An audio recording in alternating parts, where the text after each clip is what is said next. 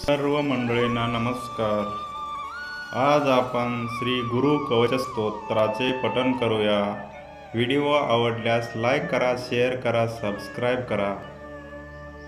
चला तर मग श्री गुरु कवचाचे पठण करूया.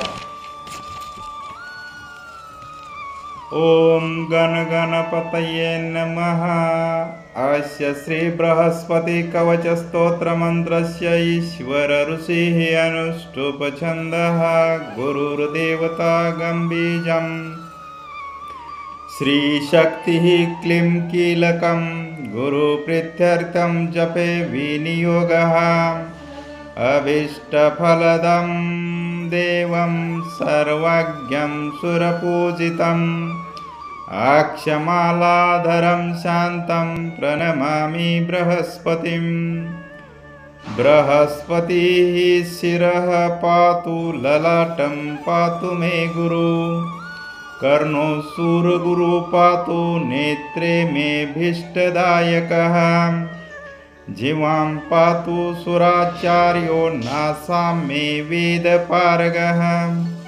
मुखं मे पातु सर्वज्ञो, कण्ठं मे देवता गुरुः. भुजङ्ग्यारीश पातु, करो पातु शुभप्रद. स्तनो मे पातु वागीशः, कुक्षिं मे शुभलक्षणः. नाभिं देवगुरुः पातु, मध्यं पातु सुखप्रदाम्. कटिं पातु जगद्वन्द्य, ऊरु मे पातु वाक्पति. जानुजङ्गे सुराचार्यो, पादो विश्वात्मकस्तथा.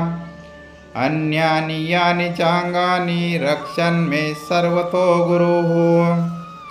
एतत् कवचं दिव्यं त्रिसन्ध्यं यः पठेन्नरः, सर्वान् कामान् वाप्नोति, सर्वत्र विजयी भवेत्. इति बृहस्पति कवचं सम्पूर्णम्. गुरुर्ब्रह्मा गुरुर्विष्णु गुरुर्देवो महेश्वरा. गुरुर्साक्षात् परब्रह्म, तस्मै श्री गुरुवे नमः. ओम गुं गुरुवे नमः. ओम गुं गुरुवे नमः.